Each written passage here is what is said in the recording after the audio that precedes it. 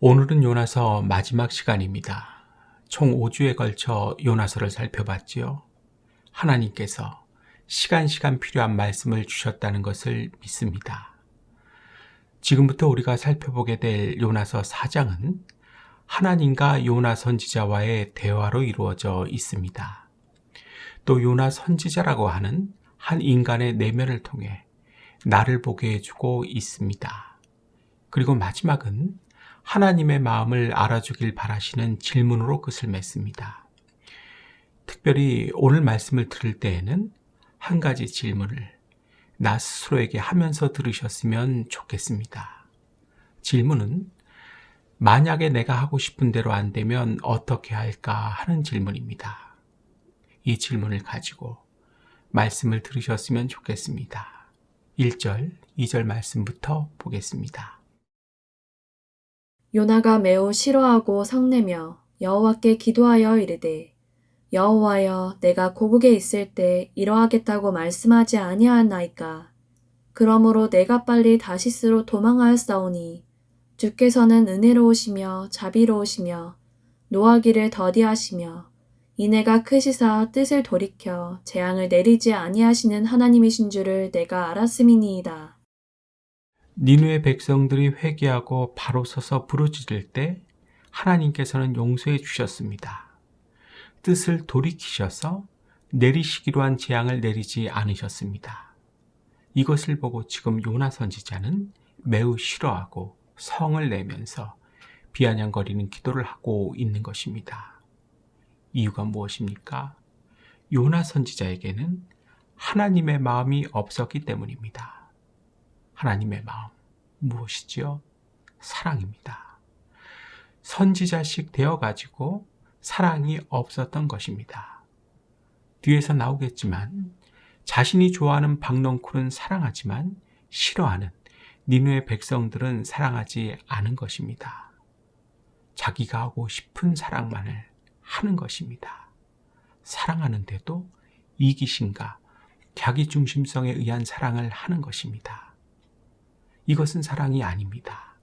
하나님의 마음, 하나님의 사랑이 아니란 것입니다. 아마 모르긴 해도 마귀 사탄도 이런 사랑은 할 수 있을 것입니다. 사랑하는 여러분, 요나 선지자를 통해 내 모습을 보셔야 합니다. 팀 켈러 목사님이 쓰신 요나서 강해를 쭉 보면 요나서의 목적을 하나님의 은혜를 깨닫게 하는 것이라고 했습니다. 맞습니다. 하나님의 은혜도 사랑도 깨달아야 합니다. 그러나 내 자신이 어떻게 사는 사람인지도 깨달아야 옳은 것입니다. 사랑하는 여러분, 제가 묻겠습니다. 이기심과 자기 중심성에 의한 사랑을 하고 있습니까? 사랑하고 싶은 사람만을 사랑하고 있습니까? 다 내 마음대로 다 내 뜻대로만 하고 살고 싶습니까? 그렇게 하면 안 됩니다.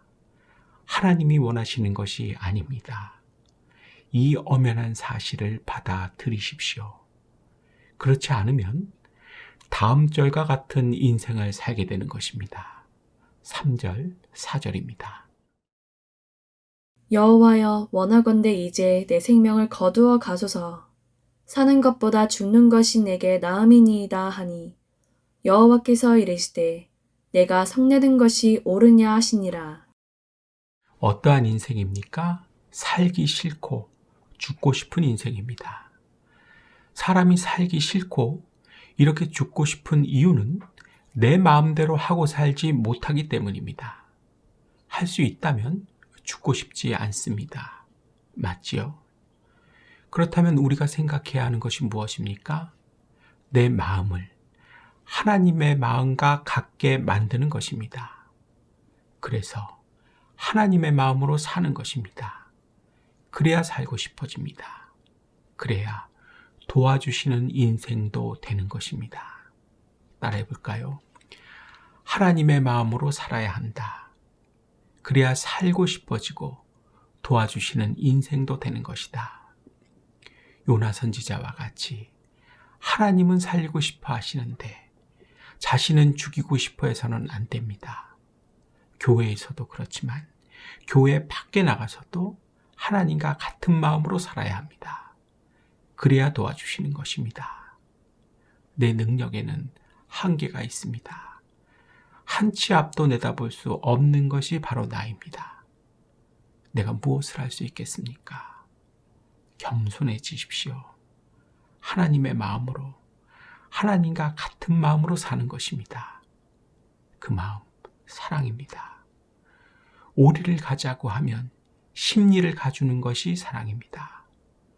겉옷을 달라고 하면 속옷까지 벗어주는 것이 사랑입니다. 손해를 보는 것이 사랑입니다. 내가 힘이 드는 것이 사랑입니다. 이런 사랑이 있는 사람을 도와주시는 것입니다. 교회 다닌다고 다 도와주시는 것이 아닙니다.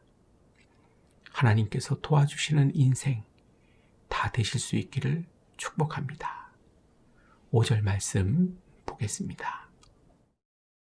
요나가 성읍에서 나가서 그 성읍 동쪽에 앉아 거기서 자기를 위하여 초막을 짓고 그 성읍에 무슨 일이 일어나는가를 보려고 그 그늘 아래에 앉았더라. 요나 선지자가 이렇게 한 데에는 4가지 이유가 있었습니다. 첫째, 하나님께서 니느웨가 40일 후에 망한다고 하셨으니까 진짜 망할 것 같기도 했기 때문입니다. 둘째, 하나님의 성품으로 미루어 볼 때 회개하고 부르짖는 니느웨 백성들을 용서해 주실 것 같기도 했기 때문입니다. 셋째, 정말로 망하지 않으면 망한다고 한 자신의 체면이 말이 아니었기 때문입니다. 넷째, 원수를 미워하고 원수가 망하기를 바라는 마음 때문입니다. 이렇게 요나 선지자에게는 하나님의 마음은 없었습니다. 알고 싶어 하지도 않았습니다. 오직 내 마음만 있었습니다. 내 생각만 있었습니다. 우리가 이렇게 살고 있지 않습니까? 내가 성공하고 싶어 하는 마음, 내가 돈 벌고 싶어 하는 마음, 내가 큰 집에 살고 싶어 하는 마음, 내가 멋진 차 타고 싶어 하는 마음, 이런 마음만 있고 이런 것만 하고 싶지 않습니까? 하나님의 마음은 어떠실지 관심도 없지 않습니까? 전 가끔씩 궁금해집니다. 하나님께서 여러분들을 마음대로 못하게 하고 안 되게 하면 그땐 여러분들께서는 어떻게 할까요? 예를 들어 성공하지 못하게 하면 어떻게 할까요? 돈 벌지 못하게 하면 어떻게 할까요? 큰 집에 못 살게 하면 어떻게 할까요? 멋진 차를 못 타게 하면 어떻게 할까요? 요나 선지자와 같이 사는 것이 싫다고 하며 성을 내시겠습니까? 대답해 보세요. 만약에 성을 내신다면 지금까지 잘못 살아온 것입니다. 하나님을 믿는 이유가 성공, 돈, 집, 차에 있었던 것입니다. 하나님의 마음에는 아무런 관심도 없이 살아오신 것입니다. 더 정확하게는 하나님이 일종의 우상이었던 것입니다. 그래서 바울 사도는 당부하시는 것입니다. 빌립보서 2장입니다. 너희 안에 이 마음을 품으라. 곧 그리스도 예수의 마음이니 그는 근본 하나님의 본체시나 하나님과 동등됨을 취할 것으로 여기지 아니하시고 오히려 자기를 비워 종의 형체를 가지사 사람들과 같이 되셨고 사람의 모양으로 나타나사 자기를 낮추시고 죽기까지 복종하셨으니 곧 십자가에 죽으심이라. 당부하시는 것이 무엇입니까? 예수님의 마음을 품는 것입니다. 예수님의 마음, 역시 사랑입니다. 이 사랑을 품고 살아가는 사람은 성공에, 돈에, 집에, 차에 집착하지 않습니다. 없다고 해서 괴로워하지 않고 시험에 들지도 않습니다. 늘 감사합니다. 늘 평안합니다. 사랑하는 마음이 있기 때문이고, 그래서 하나님께서 도와주시기 때문입니다. 사랑하는 마음을 품고 살아가십시오. 하나님께서 도와주십니다. 믿으실 수 있기를 축복합니다. 어떤 통계를 보니까요, 교회를 떠나고 있는 젊은 층들의 숫자가 가파르게 늘고 있는 것을 보게 됐습니다. 핵심 원인은 예수님의 마음을 품고 살아가지 못하는 것입니다. 하나님과 같은 마음으로 살 수가 없기 때문입니다. 내가 하고 싶은 대로, 내 마음대로 그렇게 살고 싶기 때문입니다. 성공이 필요하고, 돈이 필요하고, 집이 필요하고, 차가 필요하기 때문입니다. 교회 다니는 것이 점점 싫어지는 것입니다. 금전적으로 손해를 본다고 생각하는 것입니다. 설교 말씀은 협박으로 들리는 것입니다. 목사는 부담만 되는 것입니다. 더욱더 나 하고 싶은 대로, 내 마음대로 살고 싶은 것입니다. 자동적으로 깊은 시험에 드는 것입니다. 사탄 마귀가 가장 원하는 것입니다. 신앙생활 똑바로 하십시오. 예수님의 마음을 품으십시오. 하나님과 같은 마음으로 사시는 것입니다. 그렇게 될 때 시험에 들지 않습니다. 사탄 마귀는 떠나가는 것입니다. 기억하십시오. 내가 이미 시험에 들었다면 예수님의 마음을 품지 못했기 때문입니다. 하나님과 같은 마음으로 살지를 않았다는 증거입니다. 나 하고 싶은 대로, 내 마음대로 살고 싶어 했다는 증거입니다. 나 하고 싶은 대로, 내 마음대로 살고 싶어 했다. 정확하게 육신의 생각대로 살고 있었다는 것입니다. 로마서 8장으로 가봅니다. 육신의 생각은 사망이요 영의 생각은 생명과 평안이니라. 육신의 생각은 하나님과 원수가 되나니 이는 하나님의 법에 굴복하지 아니할 뿐 아니라 할 수도 없음이라. 육신의 생각이란 하나님과 원수가 되게 만드는 생각입니다. 내가 하는 생각을 차분하게 점검해 보실 수 있었으면 좋겠습니다. 요나 선지자는 이 육신의 생각을 가졌습니다.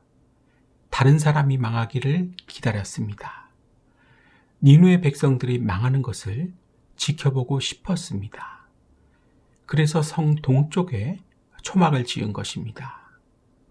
요나 선지자는 이 초막에 거하는 동안 괴로움만 당하게 되었습니다. 온도 차이가 40도씩이나 오르고 내리는 지역이었기 때문에 낮에는 입이 바싹바싹 말랐을 것입니다. 밤에는 또 몹시 추웠을 것입니다. 기다리는 동안 짜증이 가득했을 것입니다. 요나 선지자가 이렇게 괴로움을 당하게 된 원인은 니느웨가 망하기를 바라면서 니느웨 성 동편에 초막을 짓고 거했기 때문입니다. 망하는 것이 잘 보이도록 성 동쪽으로 간 것은 잘못 걸어간 것이고, 니느웨가 망하기를 바란 것도 생각을 잘못한 것입니다. 결국 요나 선지자 스스로가 괴로움을 자처한 것입니다. 이처럼 괴로움을 당하는 것은 대개 자기가 잘못해서 당하는 것입니다. 그렇기 때문에 우리가 괴로움을 당할 때에는 생각을 잘못한 것, 자기가 일 처리를 잘못한 것을 찾아서 회개할 수 있는 지혜가 있어야 합니다. 누구 탓할 생각을 해서는 안 됩니다. 6절 말씀 보겠습니다. 하나님 여호와께서 박넝쿨을 예비하사 요나를 가리게 하셨으니 이는 그의 머리를 위하여 그늘이 지게 하며 그의 괴로움을 면하게 하려 하심이었더라.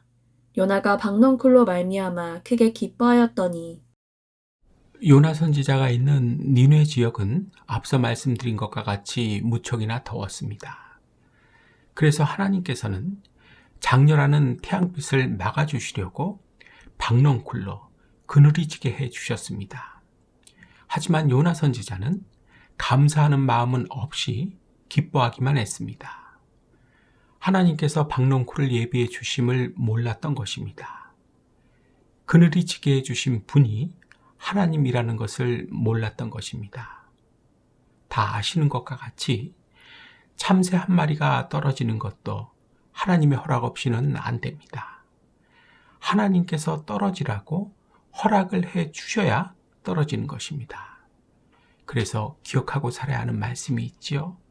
잠언 16장의 말씀입니다. 사람이 마음으로 자기의 길을 계획할지라도 그의 걸음을 인도하시는 이는 여호와이시니라. 무슨 일을 하든지 어떤 상황에 있든지 나를 인도해 주시는 하나님 꼭 생각하시면서 감사하시면서 살아가실 수 있기를 축복합니다. 7절 8절 말씀 보겠습니다. 하나님이 벌레를 예비하사 이튿날 새벽에 그 박넝쿨을 갉아먹게 하심에 시드니라. 해가 뜰 때 하나님이 뜨거운 동풍을 예비하셨고 해는 요나의 머리에 쪼임에 요나가 혼미하여 스스로 죽기를 구하여 이르되 사는 것보다 죽는 것이 내게 나으니이다 하니라. 감사하는 마음이 없이 기뻐하기만 했던 요나 선지자가 죽는 것이 사는 것보다 낫다고 하는 것은 믿음에서 떠났다는 것을 알게 해주는 것입니다. 명심하십시오. 감사하는 마음은 없고 기쁨만 찾는 사람은 언젠간 믿음에서 떠나게 됩니다. 중요한 영적 교훈이죠. 따라해 볼까요? 감사하는 마음은 없고 기쁨만 찾는 사람은 언젠간 믿음에서 떠나게 된다. 또 요나 선지자가 죽고 싶은 생각이 든 것은 사탄 마귀의 시험입니다. 누구나 죽고 싶은 생각이 들 때에는 자신이 사탄 마귀의 시험에 든 줄로 알아야 하고 회개해야 합니다.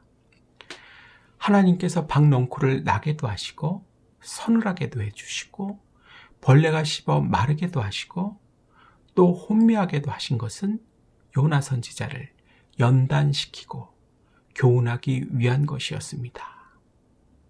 오늘날에도 똑같습니다. 나를 잘되게 해주실 때가 있고 또 어떤 때에는 죽을 지경에 빠지게 하시는 경우도 있습니다.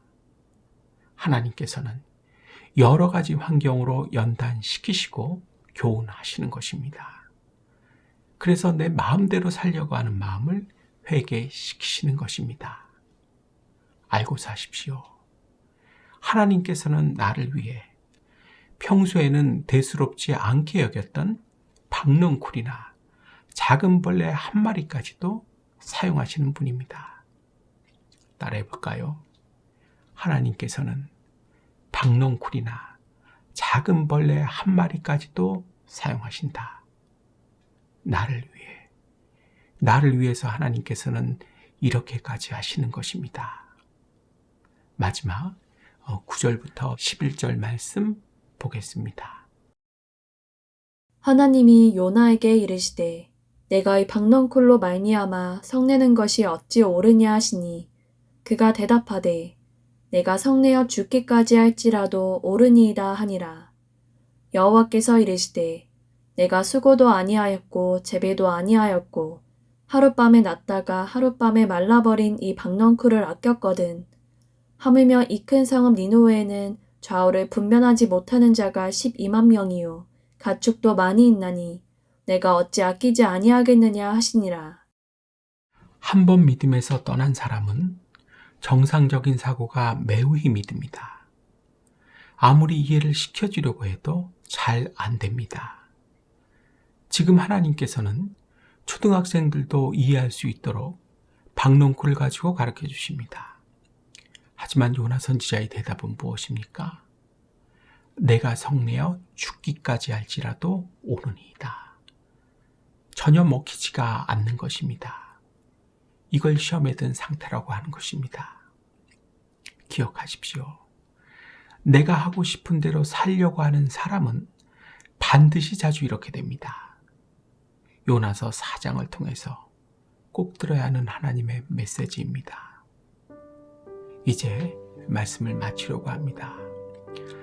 처음 제가 말씀을 시작하면서 한 가지 질문을 가지고 들으시라고 말씀드렸죠. 그 질문 생각나십니까? 뭐였죠? 만약에 내가 하고 싶은 대로 안 되면 어떻게 할까 하는 질문입니다. 여러분, 어떻게 하시겠습니까?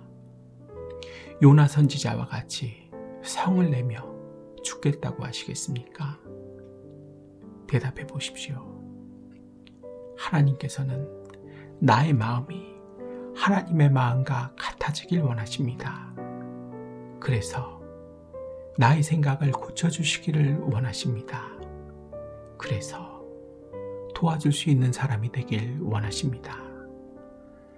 나를 위해서 박농꿀까지도 작은 벌레 한 마리까지도 미리 예비하시고 사용하시는 것입니다. 사는 것보다 죽는 것이 낫겠다고 하시는 분들은 잘 들으십시오. 나의 마음이 하나님의 마음과 같아져야 이런 말을 안 하게 되는 것입니다. 이것이 유일한 방법입니다. 다른 방법은 없습니다.